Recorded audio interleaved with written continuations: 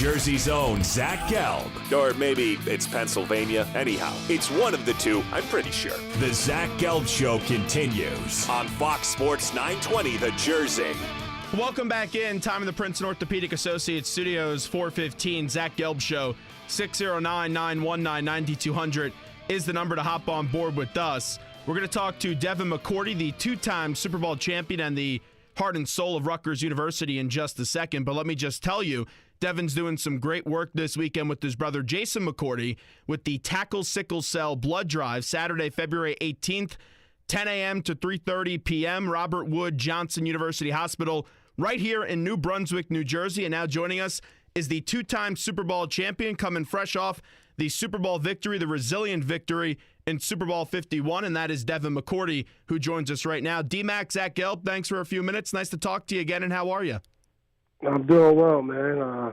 Happy to finally have some downtime and excited about this weekend. Jay's coming into town, so hope to have a good turnout at the blood drive.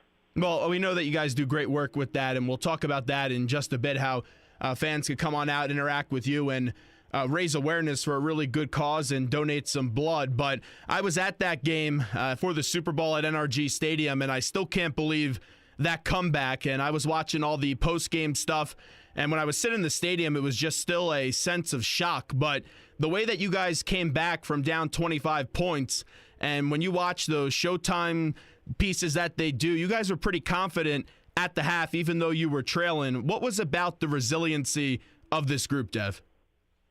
I just think it was the way the team was built this year. I think the young guys, the older guys that weren't there the year before came in kind of with a mentality of, just finding a way to win. And I think that's, what we kind of built our team on this year. We were in many different circumstances throughout the year, whether it was starting the season without TB, whether it was, starting without Ninko, Jamie getting traded, so many different things just happening. You go out there the first 4 games with Jimmy. Jimmy gets hurt the second game. So we just believed in ourselves that no matter what, we will always find a way to win. And, halftime was the same vibe in the locker room. We got 30 minutes to find a way to win this game. You guys get that field goal, but it still came on a long drive that did eat up some clock. And then the next thing you know, Hightower makes that fumble. And that was really the turning point to me, and that was the first chance that you thought the Pats could get back in this game. Just how about that Hightower fumble that he was able to force? Yeah, it was great. I think it was a play where we were man-to-man coverage, and it was something we talked about all week. They were a talented group of receivers, and when we went man and we sent pressure that we needed to get home, we needed to hold up in the beginning coverage-wise, and I think we did a decent job of trying to throw off the timing and, just as Matt Ryan was about to launch it and take a shot downfield, Hyde makes a great play. And, that's what we talked about all week. And it came up clutch and really, like you said, was a turning point in the game, especially for us defensively. Devin, we talked about the resiliency of this group, and we know they have good leaders whenever you have a Belichick, a Robert Kraft, and a Tom Brady. But really one of the underrated leaders of this team, just judging off what your teammates had to say, was a Rutgers guy in Duron Harmon. Just how about the way he's been able to progress, not only on the field, but also with his leadership? I think he always had it. And I think, the thing in New England, it's all about, knowing what you're doing, being prepared, and then your performance. And I think Duron is a prime example of that. A guy who, since his rookie year, he started games, he's played, almost a whole game sometimes. Then there's other games where he plays less snaps. But I think everyone expects the same thing when he's on the field. He's going to play at a high level. And I think that, being able to do that is why people look at him as a leader.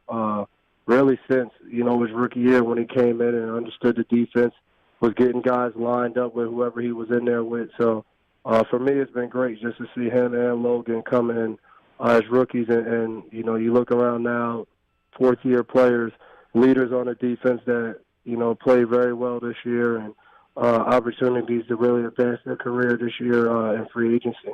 We all know whenever you play high school football or college football, or even in the NFL, the coach always says, look to the guy to your left and your right in the final game of the season. This could be the last time you ever get on the football field and play with them again. Just to have this Rutgers connection with Logan, Duron, and Jonathan all being on your team, what is that like for you with guys that share that Rutgers colors, that scarlet color with you on the football field of the National Football League? Oh, it's been awesome. I think one of the biggest things is we know what to expect out of each other. We hold each other accountable as far as working hard and, doing the right things on and off the field. So it's like having a brother with you. So, all of us have grown and gotten better together. I always tell people, everyone always assumes how much I helped those guys when they came in as rookies, but they helped me out a lot when they came in. More of a veteran player I was, but seeing their hunger and how determined they was, to me, gave me an extra spunk to get after it and, to challenge those guys and make sure, they saw me working at a high level. So it's been a great journey with guys that you started with all the way back in college. Devin McCourty with us right now on the Zach Gelb Show, Fox Sports 920 The Jersey. Your story is special, and it's one of the best stories that I kind of like in the National Football League. When you have a kid that comes out of high school and is not really recruited that much, is a two-star recruiter that ends up going and dominating in college and then get into the National Football League and ending up winning a bunch of Super Bowls. Your experience back at Rutgers being that two-star recruit from the first time you walked in and then when you walked out, what did that experience to you mean at Rutgers, and what did you learn from your time at Rutgers?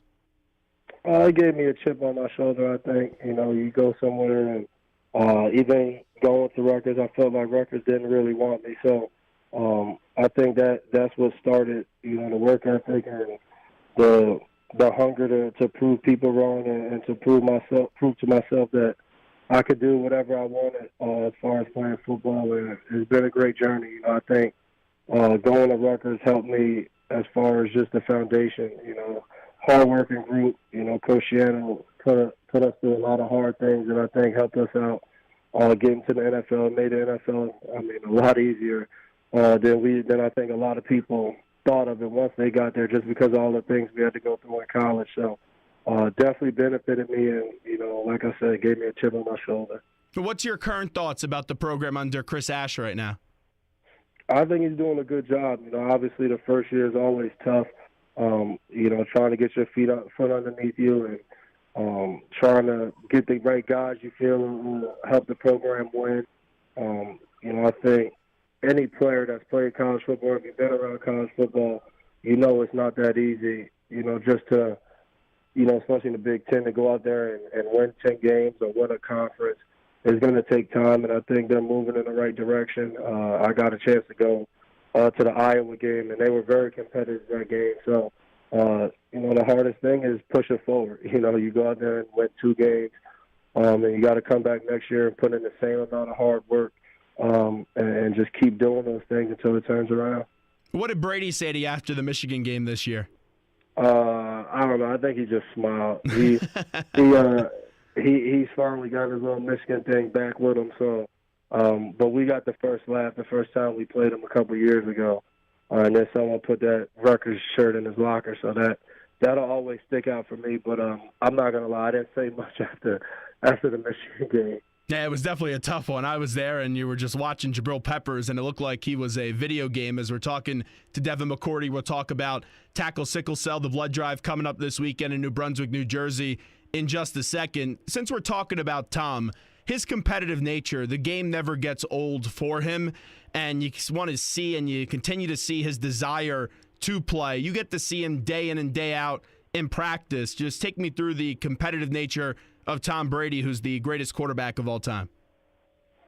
Just the way he is in the game, he kind of has that same edge to him throughout the practice week. He knows what the team needs offensively. He knows, he has high-level expectations, so he wants the practices to be like that.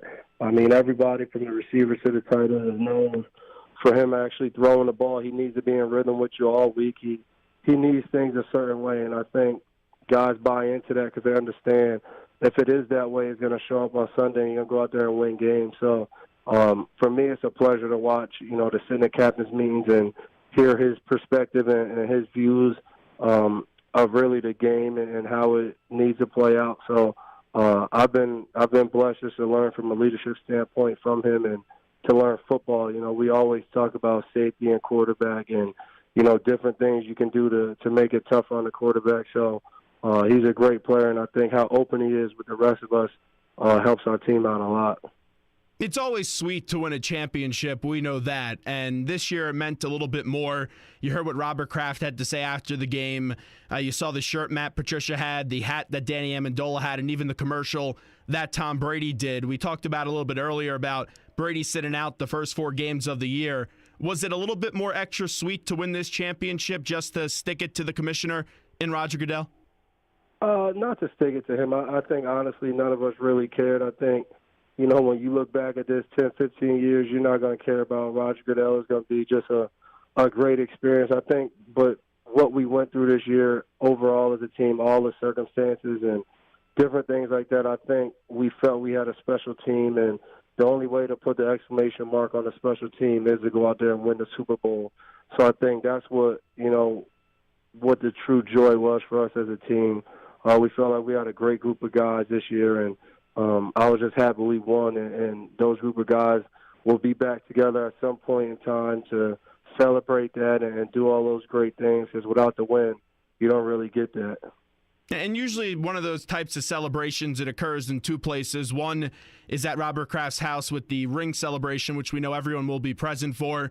And then the other one's the White House. I know you've been asked about this 100,000 times, and personally, I don't care if you don't go to the White House, and I think you've been very respectful about it. But just since we have you on and people do care about it, just what was your reasoning for not wanting to go to the White House, especially with the polarizing figure that we have right now in the President of the United States? To me, it's just a personal decision. I think I saw an article. Mr. Kraft said it best. Every year that I won't say every year, but I know last time we went, a bunch of guys didn't go, and it wasn't really a huge deal. But obviously, what's going on in the country now, it's a big deal. But for me, it's just I don't want to go, and I think there's other guys that said the same thing, and it just is what it is. I don't think it's that big of a deal, but like you said, a lot of people care, and they feel it should be a certain way that we should go or we shouldn't go. But to me, each player really decides if they want to go or not. In the locker room, and I know in New England they always have that do your job mantra, and it appears to be all business all the time, but you guys are humans. Like, what do you guys talk about in the locker room when it's not football things?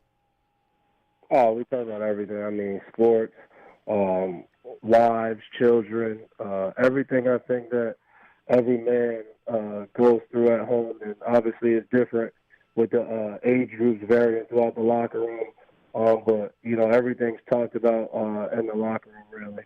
When you first walked into that locker room as a rookie, and you hear everything about Tom Brady, you hear everything about Bill Belichick and their history of winning, reflect on the first time a young Devin McCourty walked into that Patriots locker room and met Bill Belichick and Tom Brady. I would say it's all really in a squad meeting, and the first thing is you're kind of shocked that, Coach Belichick's not this super quiet guy who doesn't like to talk. He was pretty open, was cracking jokes. So I think for every player, when you first get there, it shocks you. It's like, whoa, this is not really what we expected from this guy. And then the first time I had any interaction with Tom was he actually came up and introduced himself to me and told me he was happy I was on the team. And I was shocked. I was like, oh, man, I called my mom and told her Tom Brady knew who I was. So, it goes to show, he's just a great guy. Tries to make everyone feel welcome, everyone be a part of the team. And, I think that helps out a lot. Before we get you on out of here, just talking about shock, and the last time you guys won the Super Bowl, I texted you the video of my family just jumping up and down and going nuts, and it was a lot of testosterone in that room, just chest bumping and freaking out when Malcolm Butler picked off the football. And I never thought anything would make me more shocked, but that performance on 2 Sundays ago in Houston, I was more shocked that time around. To you as a player, was 49 or 51 more shocking to see it occur? 51, I think. I think, 49 was a back and forth, and obviously getting the ball on the 1-yard line, Seattle, was crazy to come away with the win. But, just being a part of that game a couple Sundays ago and, seeing all the odds where we had a slim to no chance of winning and all of that, to come out victorious, and especially the way the season went. to me, that was the greatest game, I've ever been a part of. All right, Deb, before we let you run, let me know what you got to say about this great event coming up this weekend for an important cause in Tackle Sickle Cell. Yeah, come out this Saturday, Robert Wood Johnson in New Brunswick. Chance to donate blood. The blood helps a ton of sickle cell patients who have to go through blood transfusions to kind of stay healthy and hopefully avoid sickle cell crisis. So you'll get an opportunity to come out, take a picture, get it autographed with myself and my brother. So if you got some free time, come hang out. We'll be there for a couple hours and just trying to have a good time and do something positive to help people out. So if you can make it, please come. And if you can and you want to help sickle cell, just visit tacklesicklecell.org. And, the different events are on the page. We have a bowling night coming up in New York City on March 24th with myself, Jason, Mohammed Sanu, Mike Burton, Brian Leonard, and obviously a host of other Rutgers guys that are going to come out and support. So, find ways if you want to help out, man. It's a great cause. Hey, before we let you run, and I hate to put you on the spot, but I remember last time you were on the show in the summer, you and your brother were having a competition, and the loser had to, I think, do something funny for Halloween. I did donate some money in favor of Devin McCourty since you came on the show. Who ended up winning that competition back in the summer? I won. There we go. Jay dressed up as Homie the Clown from Living Color back in the day. That's awesome. Well, Dev, congratulations once again, and we'll keep on promoting this great stuff this weekend coming up with Tackle Sickle Cell and hope to get you on before the big event in New York City. So thank you so much, Dev. Appreciate it, man.